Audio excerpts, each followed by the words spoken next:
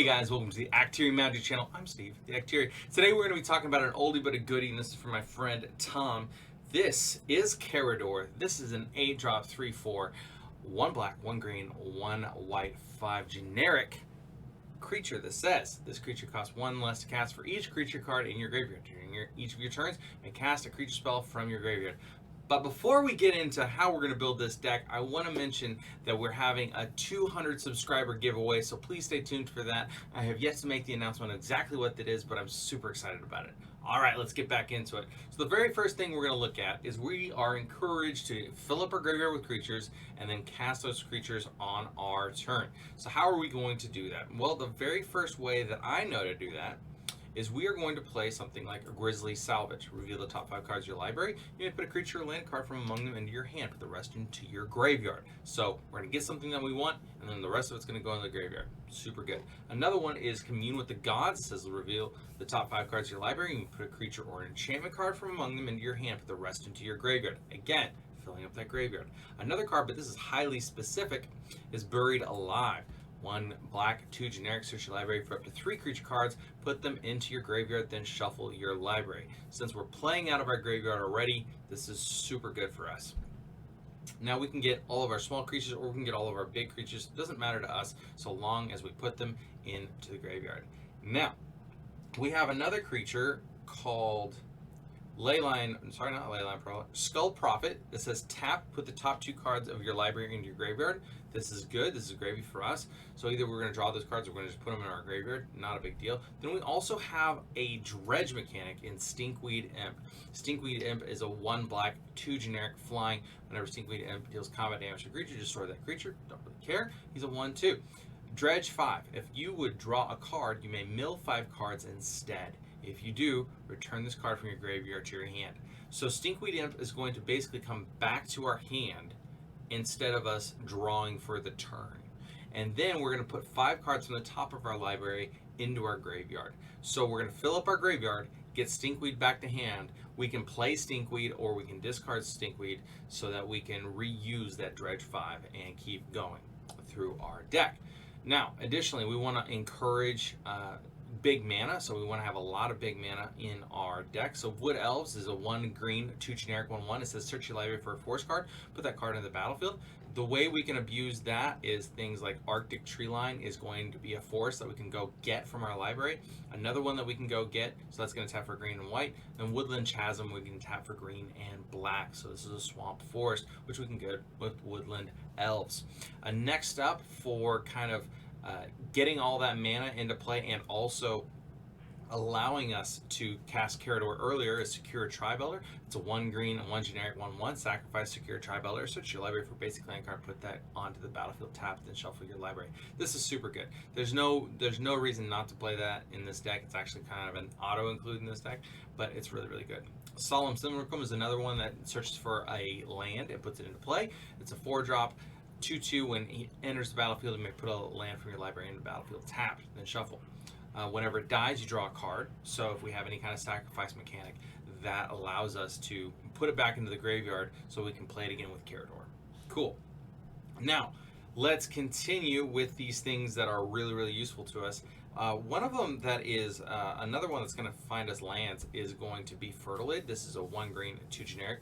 Enters the battlefield with 2 1/1 counters on it. Pay a green and a generic, remove a 1/1 counter from Fertilid. Target player searches their library for basic land, puts on the battlefield, taps, and shuffles their library. We can, since it comes into play with 2 1/1 counters, we can do this twice before Fertilid goes to the graveyard.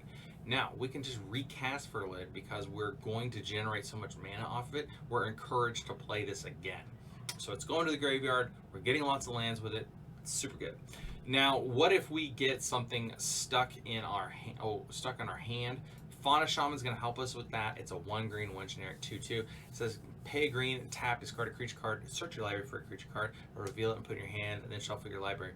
So let's say we have a big creature like Geth, Lord of the Vault, stuck in our hand. Well, with Fauna Shaman, we can discard Geth, and then we can go search our library for something a little bit easier to cast, like Sakura-Tribe Elder, and put Sakura-Tribe Elder from our library into our hand. So now we've filled our graveyard with another creature, we've got a creature into our hand, and it only costs us 1 mana and tapping our Fauna Shaman. Another one that's really, really useful is kind of our spot removal that's creature-based. Caustic Caterpillar. It's a 1 green, 1/1 insect. It says 1 green, 1 generic. Sacrifice Caustic Caterpillar, destroy target artifact or enchantment. This is just good business. We're never going to be lacking of targets for artifacts and enchantments, so why not use this guy? Another one that has a really, really usefulness is Quasali Pride Mage. This is a 1 green, 1 white 2/2 exalted. When a creature you control attacks alone, that creature gets +1/1 until end of turn. 1 generic, sacrifice Quasali Pride Mage, destroy target artifact or enchantment. Both of these can be cast off of Karador after we've already put them into the graveyard for the turn. So this is really, really good. Another one that's kind of useful is Kami of False Hope is a 1 white 1/1. Sacrifice Kami of Hope, prevent all combat damage we've dealt this turn. This really pairs well with another card that we have in our deck called Sun Titan. Sun Titan is useful in general in this deck, but Sun Titan also will put a creature converted mana cost, or sorry, a permanent converted mana cost 3 or less from your graveyard onto the battlefield whenever it either enters the battlefield or it attacks. So we get a 6/6 for 6 vigilance that just has pure upside. Another card that we're going to look at really quick before we move on is Core Cartographer. She's going to enter the battlefield and search your library for a Plains card, put it on the battlefield tab, then shuffle your library. So this is again going to get us something like Arctic Treeline or Snowfield Sinkhole, so that we can just get those dual lands into play. So next up, let's talk about our big beefy creatures. One of them is called Blazing Archon. This is a 9-drop 5/6 flying. Creatures can't attack you. This is going to a lot of times just going to shut people out of the game because their game plan is to get us dead with creature damage. Another one where we're going to start reanimating cards from our opponent's library is Geth, Lord of the Vault. It's a 6-drop 5/5 intimidate. Pay a black and 3 or X generic, put target artifact or creature card with converted mana cost X from an opponent's graveyard onto the battlefield tapped under your control. Then that player mills X cards. This is just a really, really fun card. It's only a 50-cent card, but it's really, really fun. Next up, we've got Hornet Queen, which is going to give us a lot of blockers whenever we have opponents that have populated the board with a bunch of flying creatures. It's a 7-drop 2/2 flying death touch. It enters the battlefield, create 4 1/1 green creature insect tokens with flying and death touch. So this is going to be our super blocker and prevent them from really crushing our face with those big angels. Next up, Koku Show the Evening Star. This is a 6-drop 5/5 flying. Whenever it dies, each opponent loses 5 life. You may gain life equal to life lost this way. So if you have 3 opponents, whenever Koku Show dies, each one of those opponents loses 5 life, and you gain 15 life. Why not? Sounds good to me. So, very cool card. We have our Primordials as well, which are really cool. We have Luminate Primordial. It's a 7-drop 2 white 5 generic 4/7. Whenever it enters battlefield, exile 1 target creature that each opponent controls, and then that player gains life equal to its power. So it basically spot removals for each opponent, and then they gain some life. We don't really care. But then we also have Sepulchral Primordial. This is a 7-drop as well, 5/4 intimidate. When it enters battlefield, for each opponent, you may put 1 target creature card from that player's graveyard onto the battlefield under your control. Super good.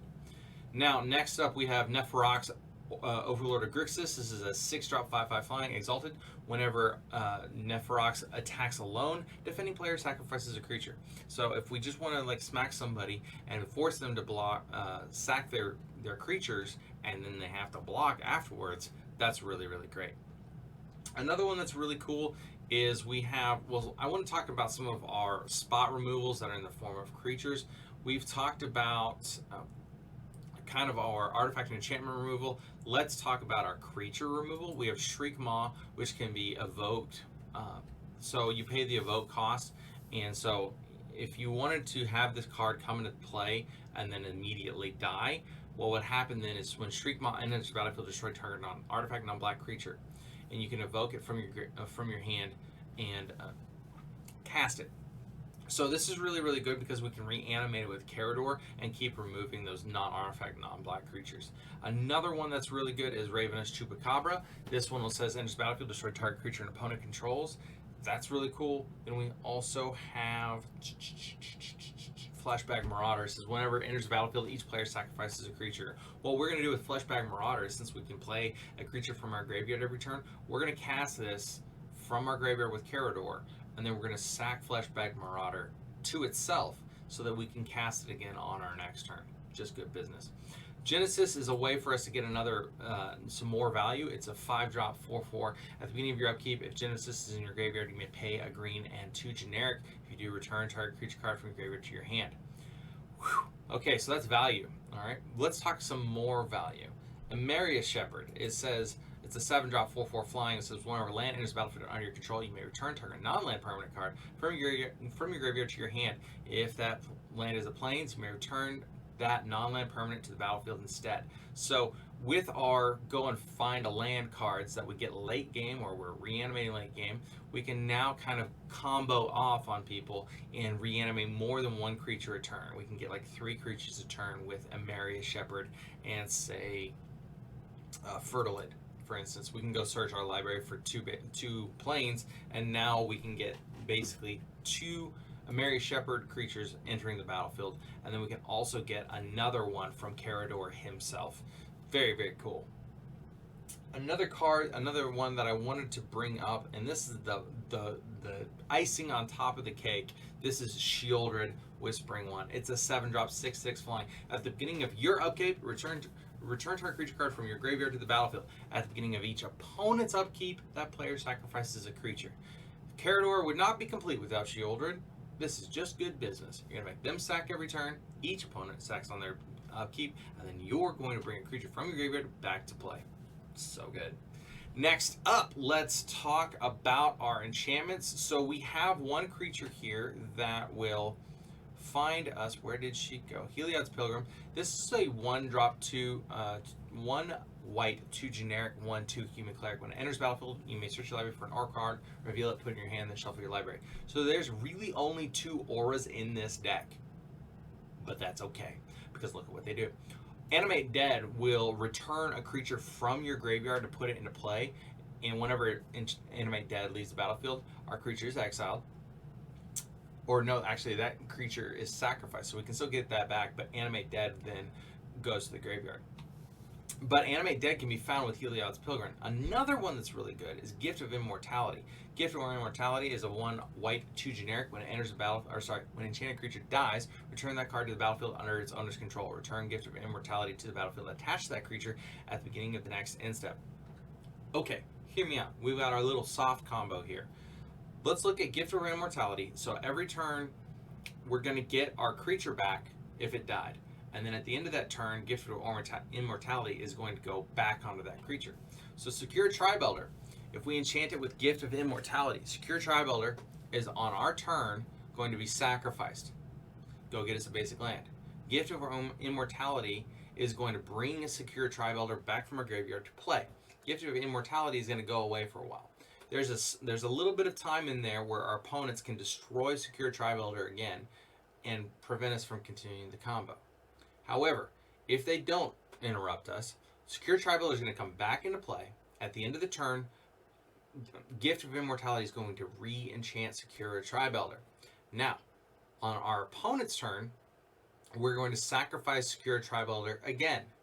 And Gift of Immortality is going to return Sakura-Tribe Elder and put it into play. So we've gotten another land on our opponent's turn. Sakura-Tribe Elder has come back into play. Gift of Immortality is waiting to come back.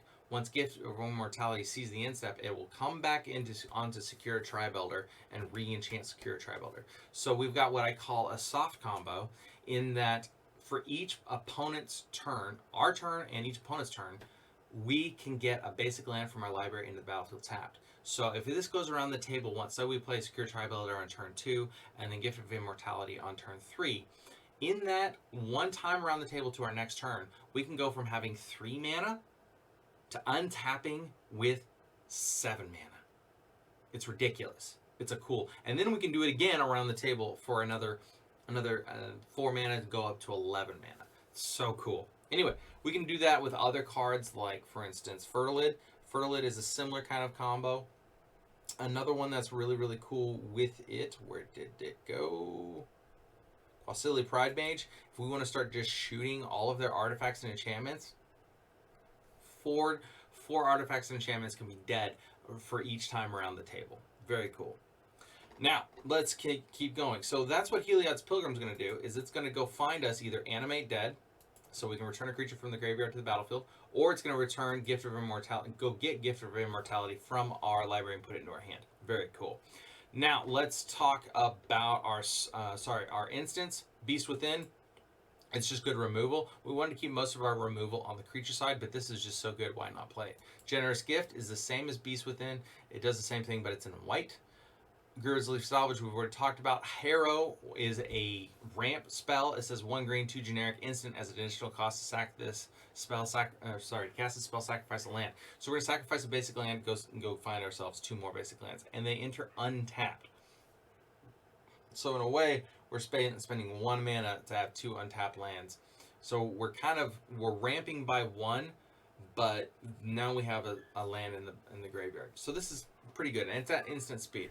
Another one that we have that is in our instance is Nature's Claim. This is largely considered the best artifact and enchantment removal, because 4 life we don't care about. 1 green, destroy target artifact or enchantment, and controller gains 4 life. This is just good business. There's no reason not to play this.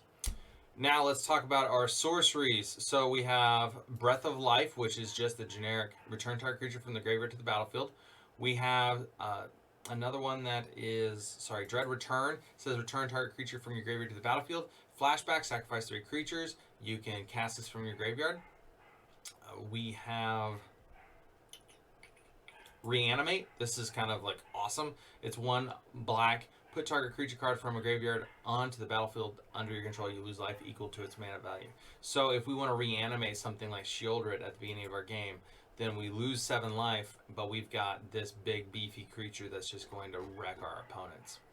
Next up, we have Resurrection, which is again another generic return target creature from the graveyard to the battlefield. And Burial Rites is again, it says 1 black, 4 generic, return target creature from your graveyard to the battlefield, and it flashes back. So we get two reanimate effects out of Burial Rites. It's very, very good.